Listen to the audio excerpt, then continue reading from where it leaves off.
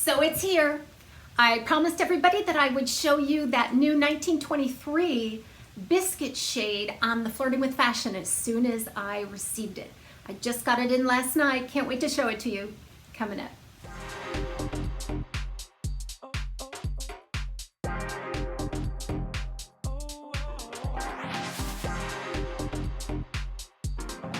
Many of you will recall that in my original review of this style, I wore the RL 1923 SS Shaded Biscuit. I wasn't quite happy with the blackness of the root and the fact that it was a little warmer and ruddier in tone that I was typically used to for that color. So I decided to go ahead and order the unrooted version of that color, which is just the 1923 Biscuit. Believe it or not, I had never reviewed this color before. I have seen it in other reviews and in passing, and from memory, I just felt like it was kind of a flat platinum color that I just didn't really get excited about for wigs that I was going to personally wear. Now, the base color on this is still a cool platinum. I'm really happy with this color. I really like the layering of the color, the multi-tonal layers going on.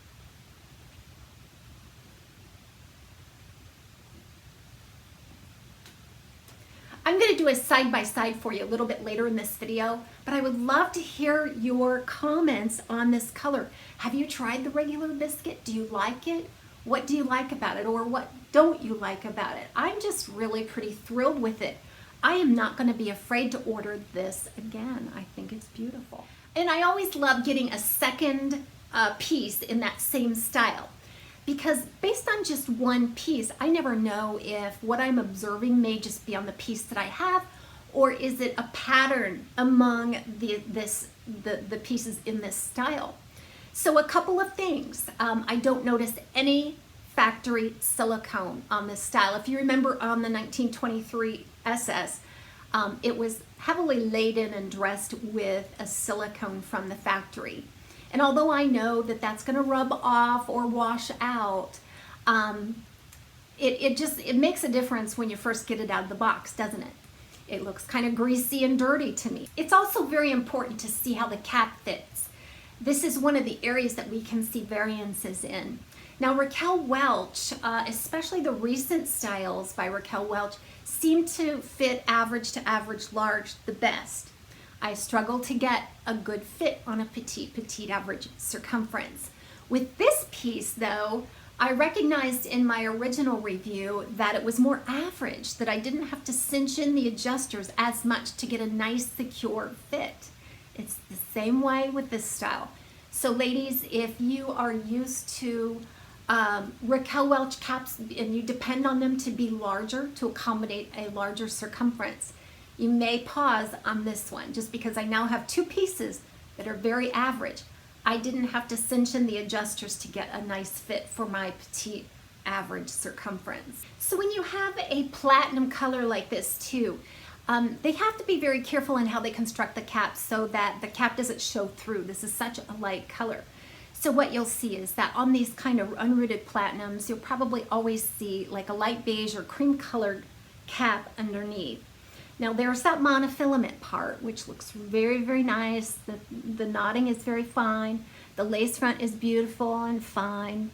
But if you part it anywhere other than that monofilament, you will run the risk of seeing through to some of the webbing on that cap.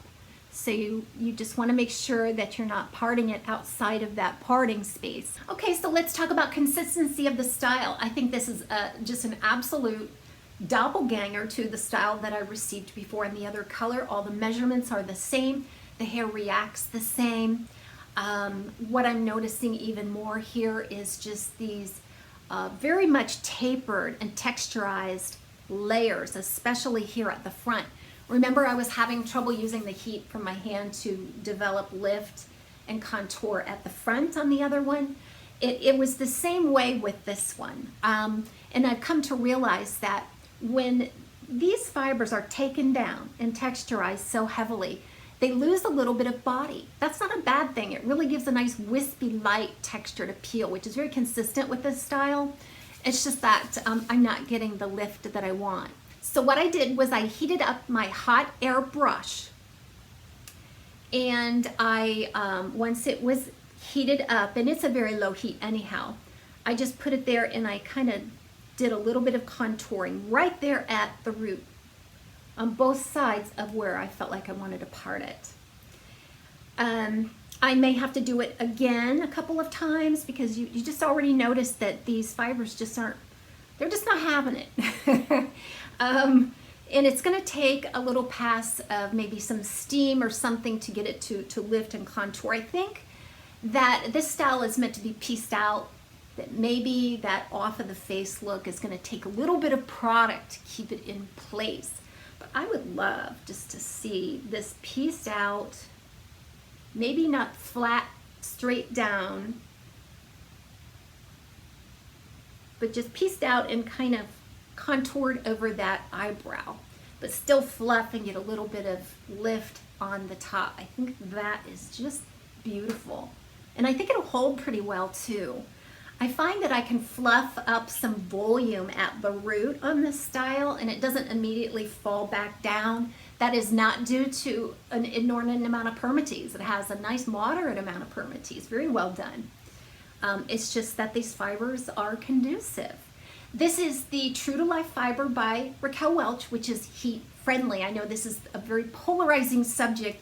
I don't often like to go there and say that I love these fibers because I always get the backlash, you know.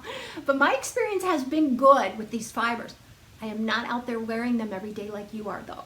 So based on my user experience, I love them. I think they act much like human hair. I think they feel beautiful. It has like a velvety cuticle. And they feel very luxurious, okay? But in terms of maintenance, I know that there are some struggles. This is a real win for us guys because we can have the beauty of the heat-friendly fiber in a very practical length that maintenance issues really shouldn't be a problem.